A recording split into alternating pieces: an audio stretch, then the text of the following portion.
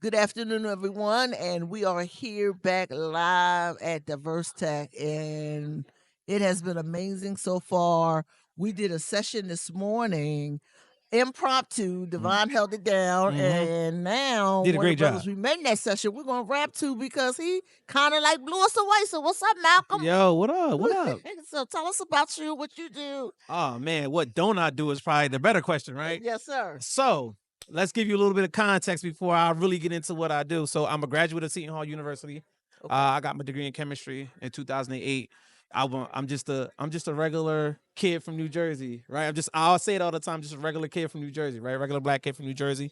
Let's go through it though, right? I'll fast forward to 2012, right? I did a few stints in research and development with chemistry. Then at that time, I made a pivot into Apple. I started working at Apple. So I worked Okay. at Apple for 3 years. After I worked at Apple, I then went into entrepreneurship. Okay. So I started a marketing company. One of my really good friends. I started an online digital movement called Loc Nation, and at this moment, we've amassed close to about 1 million followers aggregated. Okay. And then I started a gaming company in 2020 with my friends, and Nice. now I'm doing gaming. I'm doing all things AI, gaming, content, media. So that's where I'm at right now. And so, tell me first. Tell me about Loc Nation, and then Absolutely. tell me about the gaming company. So Loc Nation is a support and a celebration of the natural hair movement with a Yes. focus on locks. Okay. So Instagram, I think we got close to about 500,000. TikTok's like 18,000. Facebook's like almost 300,000. Man, You that's guys do like styling tips. yeah. So yes, all of the things. So All we the actually things. have a hair salon in Newcastle, Delaware. So if y'all want to stop by and get your locks done, hit me up. I got you. Okay. I got you. Okay. So yeah, I've been You doing know, we that. do a really big Loc conference in Philly every year. Is it a Dundee? Not a Dundee. Not a Doomsday. And I Doomsday uh is just a big it's just a big street festival. right. It is actually the largest African American street festival in the country. A Doom Dundee. Day. Yeah, yep. But there's usually a lot conference that comes once a year. Is it out of high school? So I think it was at Arden Reed one year. I think it was at Arden Reed. I one believe I year. attended. Yeah, so it's a pretty big thing. They do it more. I know they do it annually. Here, so that's interesting. Hit me up. I'm ready to So come. yeah, Hit me. y'all definitely whoever runs Absolutely. the lock conference, and I can Absolutely. find out too. Y'all gotta bring Malcolm through. But anyway, Yes. Yes. So tell me about the gaming. My son is into gaming. It's on the everything. next level. Yes. Tell me about the gaming. So gaming, so Futures First Gaming, we are a STEM.org accredited educational technology, media, and esports entertainment company. And our goal is to use gaming as the entry point for tech skills, educational skills, career skills, and also entrepreneurship as well. Nice. So, you got a lot of high level streamers that are utilizing gaming in IRL streaming, just streaming period, Yeah. to really create brands and really be able to monetize and take that to another level. So we're doing all that, and then we're also showing everything that's underneath the hood too.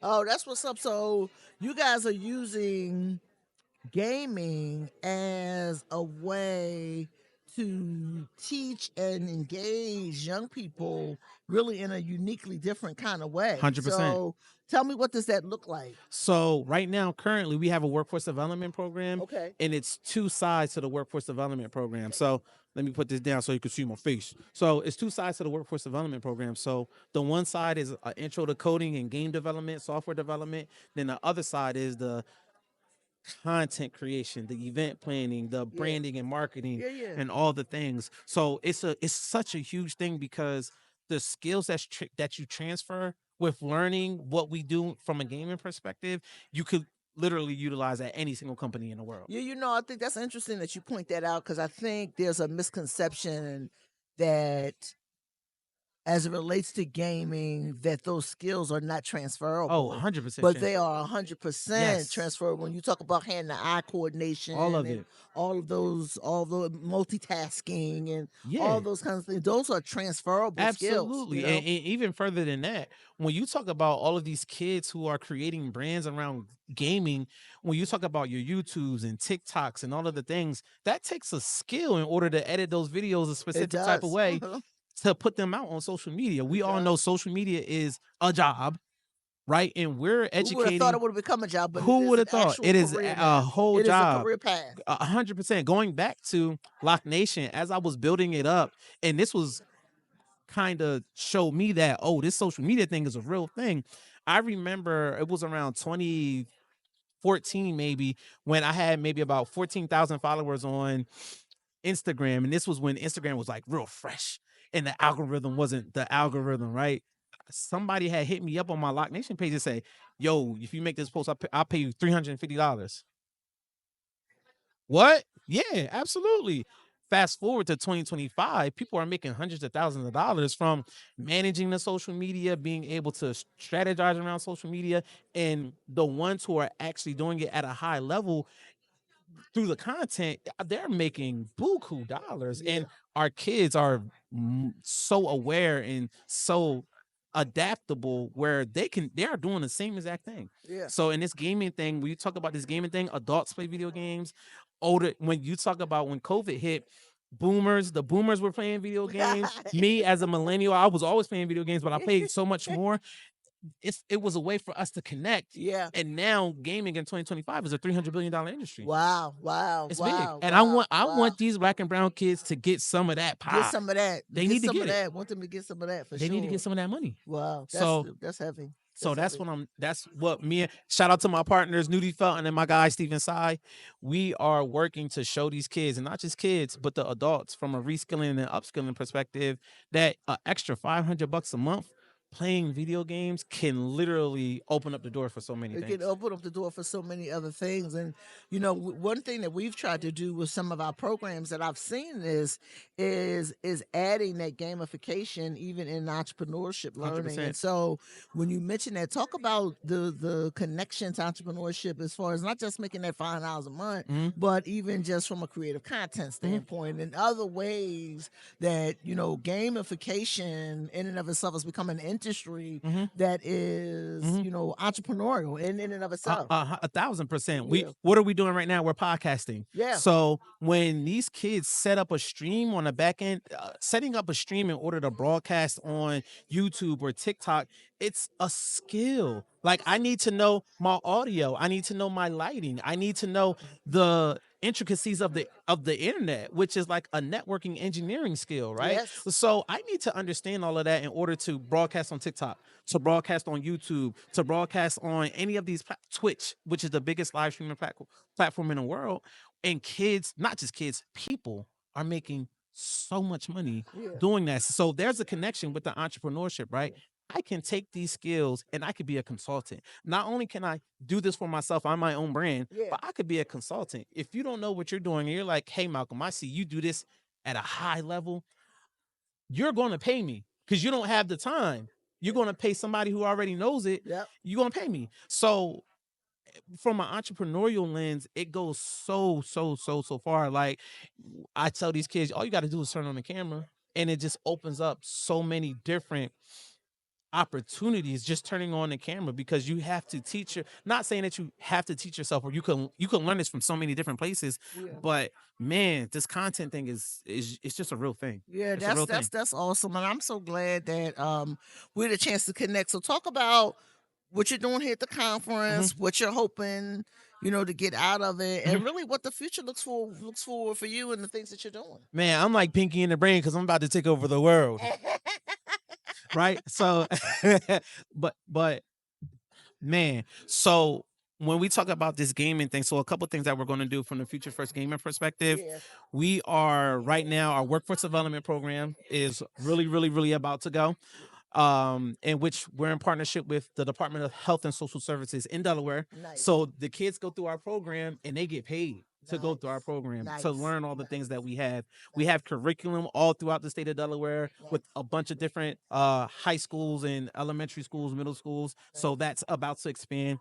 Also, we're in the process of creating what's called FFG Studios. So in a nutshell, it's a content house. So we're looking to get kids or whoever, right, that either play video games or just make content, and we want to aggregate all of that data so that we could drive branding and marketing I love through that. 'Cause content house. we trying to get people paid. We try. I So should challenge. if you good at content and you got a following, we got the relationships with the bigger corporations and the folks. Whereas like we reach a demographic that like a lot of companies just can't reach. So Yeah. how can we pay you for these companies to reach that demographic? That's it. So that's what we're That's really the working on. and what's interesting about what you're saying is that's what makes the NIL thing so Oh, powerful. 100%. Like NILs are now on the high school level. Yes, You they know what I mean? are. You getting folks are getting NIL deals on the high school level, and that's because that's a demographic that a Coca-Cola or some other 100%. main, big product can't reach. That they know that that person can. I follow the WNBA, and when I look at somebody like Flu Ellen Johnson, when I look at her, and I'm like, she's doing She things crushing it. around credit and things like that. Crushing Like it. that's amazing when you really think about it. Like I played ball, we ain't had those opportunities. Not at all. They were actually trying to block you from the That's opportunities exactly right. back in those days. So now we're in a position where, to your point, traditional sports is in bed with NIL deals. Yep. Now we're in a position where take esports and conceptually it's the same thing as traditional sports. Yeah. Just, I'm playing video games, but the name, image, and likeness absolutely translates in the same exact sense. So your Coca-Colas, which in Coca-Cola specifically, they are doing so much in the gaming space on Roblox and Fortnite, right? So when you talk about name, image, and likeness from an esports perspective, and not only that, esports is in a space where they're getting more viewership than actually all of the traditional sports. Wow. So I know gaming tournaments that will sell out where the Golden State Warriors, they'll sell it out in 12 minutes. Yeah. And the viewership of some of these gaming tournaments are more than the Super Bowl, more than your game sevens of all of the things. And it's actually creeping up on viewership of the World Cup. Wow. That's So crazy. it's crazy. And people don't even know this information. It's still kind of like under the radar. Yeah. But you got people like me who's like, I'm screaming to the mountaintops that this gaming thing is real. Yeah, we're hosting the World Cup next year here in Philly. Yep. Well, listen, we in the mix with the World Cup. We ready. We ready. So y'all right, y'all 30 minutes when Delaware ain't really but a hop, skip, and a jump. Literally hop, skip, and a jump. And so it's a great opportunity. It's a great opportunity. huge opportunity. And looking forward to what I want to do specifically. So currently I'm doing this PhD school thing with artificial intelligence. That's amazing. Thank you so much. Where are you taking that at? Del State. At Del State, okay. HBCU. So we're really what I really want to do. Content, media, and gaming is my passion. Also, just tech overall is my passion. Specifically, AI.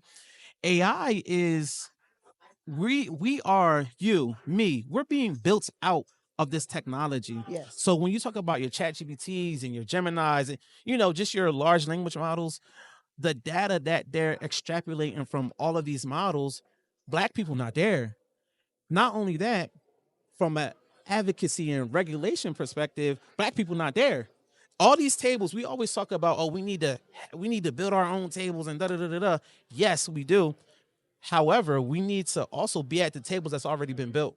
So me going through these programs from an AI perspective is really so that I can advocate for us. I need to advocate for your daughters, your sons, your cousins, your brothers, your nephews, right? That's right. Because this technology is disrupting the world. It really is. On so many levels. And we don't have any. Yeah. Not that we don't have any, but we're like 0.0001%. And it's important for us to really step it up in that realm. We have one of our partners, Zaru Center, which is a Black-owned AI company, and shout out to them because that's the level that they're trying to get folks to understand. And we're actually speaking on I'm speaking on a panel at a conference in a couple of weeks. AI as an ally, and I was telling Anthony from Zaru about it, and I needed him to give me some talking points because, of course, it's me and two white guys. Right. And so if we're going to be able, to your point, be at the table as well as building our own, we need to be able to use those spaces to our advantage. 100%. I feel like, not, and I don't want to get like too deep onto it, but like I said, being able to advocate for our faces to be in this technology is one thing. Yeah. And also, when you talk about economic mobility, Yeah. artificial intelligence can be an equalizer in so many different ways. Definitely. Because it's accessible to us. Definitely. So now we need to start really having conversations around how do we utilize artificial intelligence or just technology as a whole for economic mobility and generational wealth. That's We're it. always talking about That's real it. estate. We're always talking about stocks and all the That's it. things. That's We it. need to continue to do that. We do. And we need to utilize data and technology to say, hey, if if Facebook is a $1 billion company, TikTok or YouTube or Google or Amazon, how did they get to that point? They understood how to manipulate the data to make you make a purchase. Yes, sir. Black people, Yes, sir. data is gold. Data is king. It is the king. It is Data oil. king. Data is oil. That's it. That's it. We need to be in these spaces where we're understanding this data at a high level so that we can monetize a benefit from That's it. it. So that we can have our own high level media and we can have our own Facebooks. Shout out to, the folks who are out here trying to build these platforms. Yes. Kudos to them. Yes. We need more of it. Yes. On granular levels. On granular levels. So, totally agree. I Well, could- Malcolm, thank you so much. I knew we was going to be blessed. We could probably talk another 40, 30 minutes. I could go in on this. We can really chat it out. Tell the people where they can find you on all socials. Absolutely, absolutely. So this is my little spiel, right? This your boy Malcolm Locks everywhere. Y'all know the vibes. So when y'all see me on stream, that's what I say. So it's Malcolm Locks everywhere. TikTok, Twitch, Instagram, YouTube, Facebook, and then on LinkedIn because it's professional. It is Malcolm Coley. Yes, Malcolm Coley on LinkedIn. Malcolm, thank you so much. Absolutely. Thank you so much for having me. We got a little gift for you. Okay, here's your little gift for you. We're making you an official fractional, and next inside let's open this up to show the folks. Oh, it's candy. It's candy. This is the stuff from Zaru. Ooh. So as a part of their AI, you can actually use this and maybe even today, taking some notes. Absolutely. Drop it into the AI, and it's going to spit out, some updated, some productivity, some all the other things that you might want to know. Look at this, y'all. Oh, praise God. Thank you so much. You're welcome. Oh, look at this. Thank you so much for having me. I appreciate being on your platform. Thank you. Thank you so much for just having a platform and putting voices like mine on the platform. I appreciate it so much. You're welcome. That's Malcolm. Malcolm Locks everywhere. Y'all know the vibes, man. Let's go. Loc Nation. Loc Nation, FFG. All the other million platforms that he got going on. Listen, I'm out here moving this back thing. a little later with some more guests, but we wanted to get Malcolm on because he's just doing doing the y'all, the game and the AI and everything. Yes. Thanks again. We'll be back with more from Diversitech